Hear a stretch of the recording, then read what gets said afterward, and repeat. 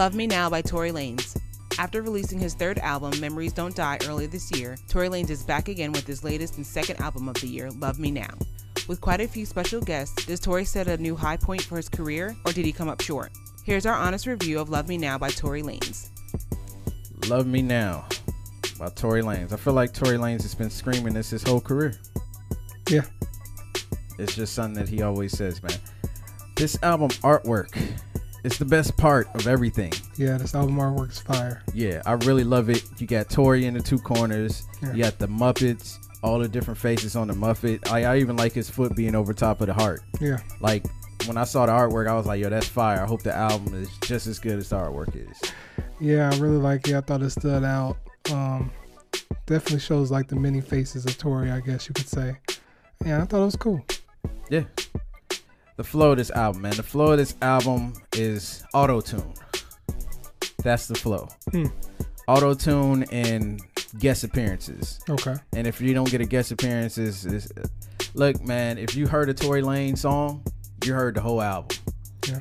That's just the vibe I get when you're listening to this project. Like, it was so the same, I didn't want to keep listening to it over and over again. To me. Okay. And I think this album helped me realize that I'm not really a Tory Lanez fan like I thought I was. I thought I was a Tory Lanez fan, but apparently I'm not. How do you feel about the flow of this project? The flow is pretty much consistent. I mean, it's, you know, your typical party type of vibe, you know, getting turned kind of flow.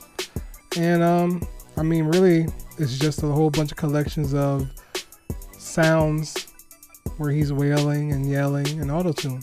And don't get me wrong, some of these beats are catchy, but most of them sound very similar. And I think this album just made me realize that I'm not gonna get much more out of Tory than I really want anymore. I think he's pretty consistent. He's like chilling in his lane right now. Highlights, man. Highlights for this joint. I ain't got many. Why Don't You Love Me is a dope song. I love the album starting off with that song. Look, Tory, people love you, all right? Let's just clarify that right now. But Why Don't You Love Me, I like that song. Drip, Drip, Drip, I'm not really a fan of the song, but I can see why it would be cool.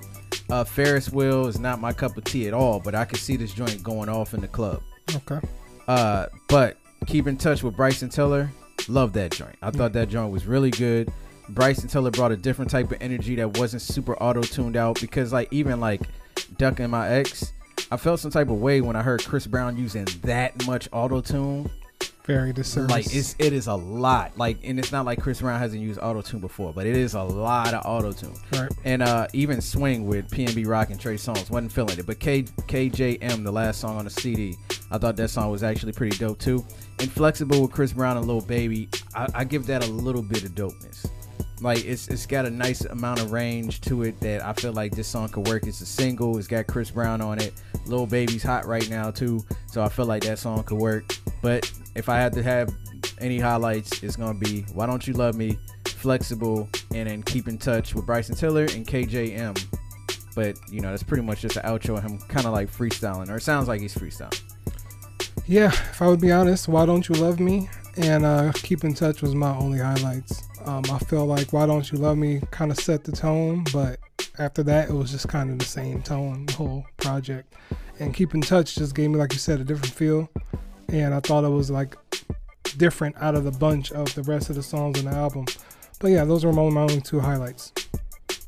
Lowlights, man. Look, I don't actually want to pick out a song and say, oh no, I will. Call Me Off. Cut Me Off featuring Nav. Nav has got to be one of the worst artists I've ever heard in my life. That's your favorite artist. That dude is horrible. That's your boy. No, he is bad. He is really bad. That's your boy. And aside from that, I don't really want to pick a song. I don't want to like, you know, single anything out. I just do want to say that I wasn't a fan of all of the auto-tune. Like, for some reason, like you said, I felt like we were going to get the best of Tory here. I don't feel like we get that. I felt like I may have heard that already. I don't feel like it's going to get any better. And I feel like he needs to be comfortable in the aspect that he was being looked at as an R&B artist. Okay. Like, I feel like he fights it. Like, he wants to be an edgy like looked at, like even when you watch his performances, like he doesn't even sing the singing songs. Like he like tries to come off more like a hardcore performer. Right. And it's just like, bro, like it's okay to be considered an R&B artist. I mean, I get it. You'll smack the shit out of somebody. I get it. But you're still an R&B artist. And you don't have to be hardcore, you know, NWA style R&B artist and try to perform hip hop songs. Right. To me, it doesn't sound better. Like his best songs to me are songs like "Say It" and "Love" and songs that are like more slow and catered to the R&B sound, where this vibe rocks. And this sounded, I mean, he said it was a Miami album. I get it.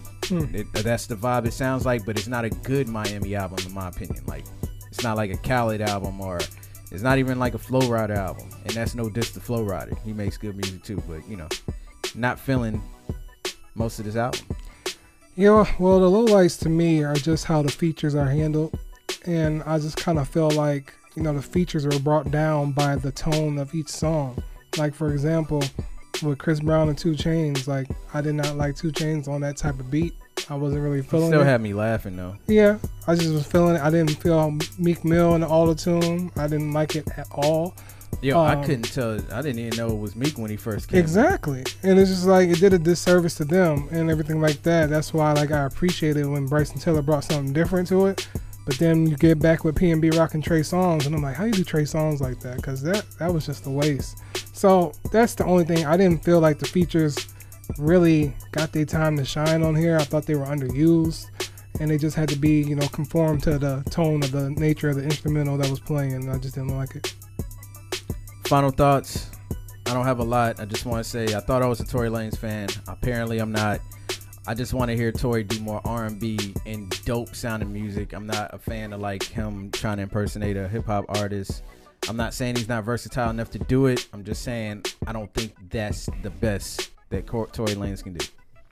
Yeah, I just feel like I'm not gonna get that peak like debut type of Tory Lanez that I got, like that I liked when he first came out. I guess he's comfortable in being in this lane where he's just, you know, having fun and doing what he wants, and that's okay. But it just doesn't cater to my ears. Final grade, man. Final grade. I'm gonna get his joint a dash. I wanted to give it an X. I was gonna do that, but it's not like the album is trash. It's just, I just don't like it. Right. I'm pretty sure there's a lot of people that's just like, yo, what are you talking about? This is the greatest Tory Lanez project ever. Yeah. Nah, I mean, I feel like I said, I feel like Tory Lanez can do better. I don't care about him flipping other people's styles. I want to hear Tory Lanez do his style. You know what I'm saying? And I don't feel like I get that.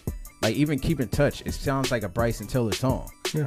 You know what I'm saying? Like, Bryson, he didn't come in using a lot of auto-tune, and it seemed like Tory backed off the auto-tune since Bryson didn't. Right. You know, but, and even Gunna, like, he used a lot of auto-tune on Miami, but I like what he did. I just didn't like the song. Yeah, I'll give it a dash as well. You know, like I said, it's not for me, but I understand that he's comfortable in this. His fans might be comfortable with this, but I just don't feel like there's anything that special about it. But it's passable.